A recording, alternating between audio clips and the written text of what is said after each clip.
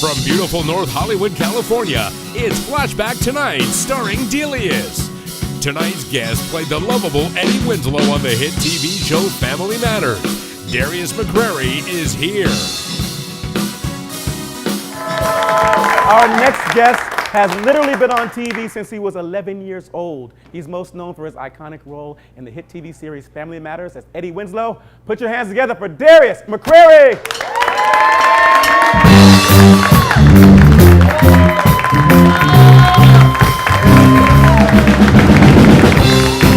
What's up, brother?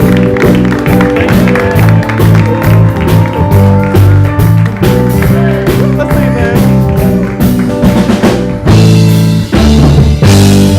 Yo! Eddie Winslow was in the house. Oh, man. Man. Wow, that was awesome. Thank you. Thank you for being here, man. I wish I could record that and I could just like play that music whenever I walk into a building. I could just play it when I walk into. We recorded it. You can take it. Oh, thank you. There you go. See, that's my dude. My man. Man, you've literally been on TV since like 11 years old. Yeah. What makes you cringe when you look back at your pretty much childhood growing up until now? Oh, God, what doesn't? You know, what's really funny is everybody caught wind of Family Matters, but I actually was in the business since I was 9. And I did my first movie was called Big Shots. And that was from the producers of Ghostbusters and League of Legals and Beethoven and all that good stuff. And then right after that was Mississippi Burning. But man, that was a great movie. Man, you know what? But you know what's so crazy? Yeah, just a little film, just a little movie. It happened to win an Oscar based on some very relevant issues that we're dealing with today. Yeah. You know, it's really deep to have been a part of history like that. But man, you know, I growing up, I had a weight problem, man. Okay. You know, and you know, Little chunky, was it? I was a little bit chunky. I was, but you know, I had an amazing mother, Miss Shea. I love you so much. She was more than a stage mom. She was my momager, and she didn't play that. So you know, I used to watch some of the earlier tapings of Family Matters and some of the earlier stuff that I did, and I would say, God, man, that was hard. You know, so I got a you know a real soft place in my heart for children who are dealing with obesity and stuff like that, man. But you know, my mama didn't play that. You know, you coming up in a black home, it's a whole other story. You know, my mama just tell me, ain't nobody hiding little fat black kids.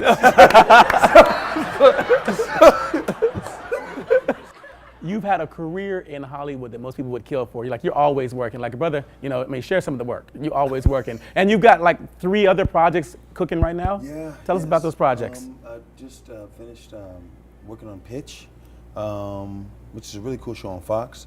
I just finished working with Lee Daniels. Okay. Who created Empire, Precious, directed The Butler, Shadowboxer, yada, yada, yada, The Woodsman, all that good stuff. Precious. Right. So yeah, you know, and that's on that's Star. That's on Fox. That's Queen Latifah's in that. Lenny Kravitz. Yeah. Naomi Campbell. It's pretty serious. Tyrese. What is the show about? It's a show about the journey of a girl group, 3 girls, and it's a sisterhood, a journey to stardom. You know, that's where Empire is. You know, more just the sensationalism of the record label and the hip hop world and all of that good stuff that we love, the auto tune and all that. Right. You know, I can't leave out the auto tune. You can, but they don't. Yeah, you can, but they don't. Right. Hey, we're coming from one of the coldest singers on the planet. Ain't that a shame, man? Okay, keep Ain't talking. that, I'm just saying, man. I mean, come on, man. Yeah. You know. All right, let's talk about Family Matters. Yes. You were on one of those shows, but first of all, it was an all-black show on a major network in a time when there weren't many of those shows. Did you realize the importance of the show that you were on at the time? I did. Once again, my mom, Miss Shea. Make sure you know, right? She said, listen. Don't you mess this up for us. Mess this up. Ain't no little black boys on television. There's only one. He on ABC and you on ABC. No, but I really did. And I would have talks with my parents at the time, you know, the responsibility. You know, my dad, he had a different approach. He was more like, you know, Sidney Poitier's son. Sidney Poitier sacrificed a lot, you know, for all of the African Americans who are now in cinema, the world of cinema and film and television. So I did understand what it was, man. And it was really cool. You know, being a part of that cast, being a part of that movement, a part of that machine. Miller Boyette has created shows like Happy Days, Laverne and Shirley, Perfect Strangers, Full House. I mean, the list just goes on and on and on. Bill Bickley and Michael Warren have written on shows like The Love Boat. You know, I mean, it's just an illustrious history. So when you walk in you know, to a situation like that, and you're working with professionals at that level, you know, Dave Duclon, those people who created Silver Spoons in those shows, it's like you know how serious it is, you know, and we took it really serious. The cast was just, we had fun, but everybody, even when we were children, were consummate professionals. And before you knew it, we were at a 5-day week, we were working out things, and we ended up shooting a full episode in 4 days because it was just so tight and the chemistry was so right, the writing was so on. And kudos to the producers for actually being able to stick to the script as far as real life is concerned, and attacking certain episodes and certain issues, you know, head on. One of the episodes today that's still trending, and it's extremely relevant, is when Eddie Winslow had gotten pulled over by the police, and he was profiled. We were talking about it backstage, and it was been going viral again. You know, so by them having the vision back then and understanding the responsibility that they had, started from the top, and we knew what we had to do. You know, thank God it was a different time and there was no social media around. Right. Can I ask you a personal question though? Yes, please. What happened to Judy Winslow? Like, Judy went up the stars, the youngest daughter on the show, one episode, and never came back down for like 7 years. And I'm like, your daddy's a cop. Why he not go looking for her when she didn't come down for breakfast? You know? What happened to Judy Winslow? Man, you know, it was one of those things. God bless Jamie Foxworth. That's my little sister. I love her still. We're still really close. But it's one of those things where the character just wasn't servicing the show enough for them to continue to write for her. And so couldn't they, like, you know, send her off to camp to go stay with Auntie in Chicago or what's called? Once again, thank God, you know, there was no social media back then, because it would have been on blast. Back then, that's what they used to do, even on them soap operas. They would announce before the show came on, the role of James is being played by Tyrone Wilson today. Yeah. As if there was ever a Tyrone, but the name popped in my head. Right? But I'm just saying that's. I would hate that as an actor if I got my script on the day of the show and I'm reading through it. I mean, oh, director, it says I'm going upstairs, but you know I don't have next week's episode. Am I coming down these stairs? Well, you know what? Speaking of you know changing actors and characters disappearing, the last season of Family Matters was on CBS, and Jo Marie Payton, she had decided, that was Harriet Winslow, the mother. Mother, who I love so much, and actually the show was written for her. Yeah, from Perfect Strangers. For her from Perfect Strangers, my dude. You know, yeah, man, it was written for her. She decided in the last season, which went over to CBS, that she didn't want to return. And so they replaced her. Just they Fresh Princed her. They Fresh Prince, exactly. Just like the mom on Fresh Prince. Yeah. So she's not acting up now on social media. Calling people out, so like the other mama from Fresh Prince. But I digress. Too soon? Too soon? As far as other things you're doing, you just did recently a biopic on Gerald Levert. Yes. Gerald Levert, called Love Under New Management. Yeah. How hard was that to play somebody that you knew? Man, you know, it was actually a pleasure. It was a real pleasure. And the way that it worked out was, I was supposed to actually play Mickey Howard's father when Mickey and I had discussed it, and because Mickey produced this, and I was supposed to play her father, and they cut her father out of the story.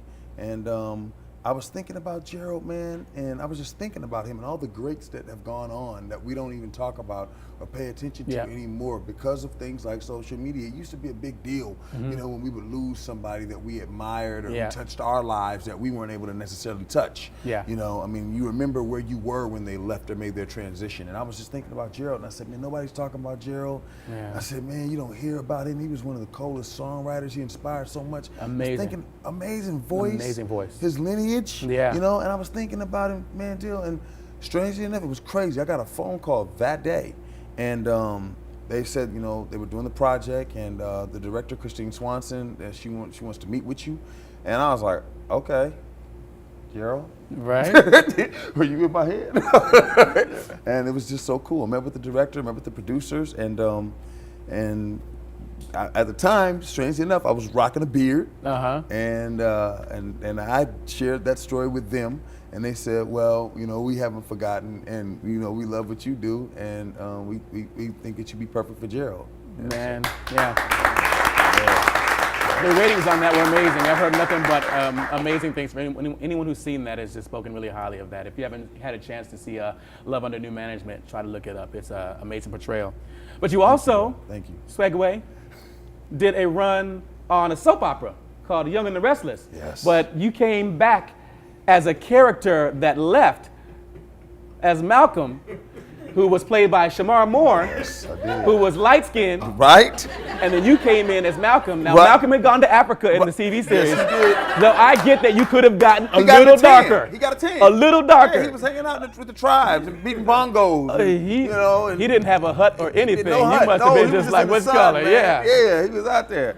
Hey, How did the soap opera fans treat you on that one? You know what was crazy? When it was first announced, man, they were really hard on me. And if I would have took it personal or had low self-esteem, I probably wouldn't have showed up. But, They're mean, huh? oh, they were so mean. They're brutal, man. Yeah. They are brutal. But you know, by the grace of God, I was able to step in and bring something different to the character, and they were really accepting, man. And Christophe St. John, who plays Neil on the show, he's actually he holds the record for being on television the longest in the as an African American than anybody. Well, I can believe that, because Yeah, I remember 'cause him actually on a show back in the day that was sort of like the Cosby Show, but it was Gladys Knight was the mother. Yeah. Remember that back in the day? And he was yeah. like a little kid. Yes, yeah. Charlie and Company with Flip Wilson. Okay. Yeah, with Flip Wilson. yes, Yeah, Flip and Gladys. man. Yeah. Yeah. My Yeah. dude, man. I watched Yeah, nothing dude. but TV back in the day. Man, but That's what my mama said. You don't do nothing but watch TV. I mean, but there was so much great television, and Young and the Restless have been around forever. And Christophe, he was really cool. He brought me in, and you know, because we went back. You know, I mean, like, we talked about it.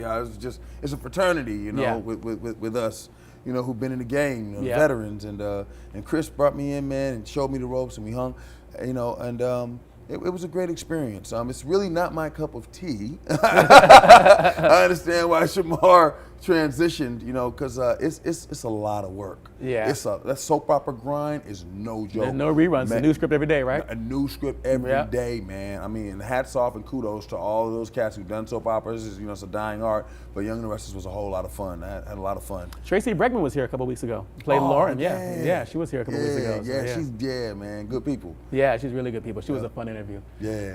Okay, so now we know that you did the Gerald Levert pick, Yes, and we sir. know that he comes from a singing family with Shaka Khan and his dad and his whole family who actually opened for the Jacksons back in the day. You were telling me, Yes, which is yeah, amazing. I'm yeah. jealous, and that you met Michael Jackson. Yeah, man. I'm really jealous of that. That was my dude. But you think maybe we can get a song out of you or so? Man. it'd be Yeah, my maybe, pleasure. guys. My pleasure. Yeah, man. Feel like doing a little Gerald Levert? Yeah, man. Little baby, hold on to me. I can be Daddy Eddie Levert, not because I'm on. older, just because there has to be a second person.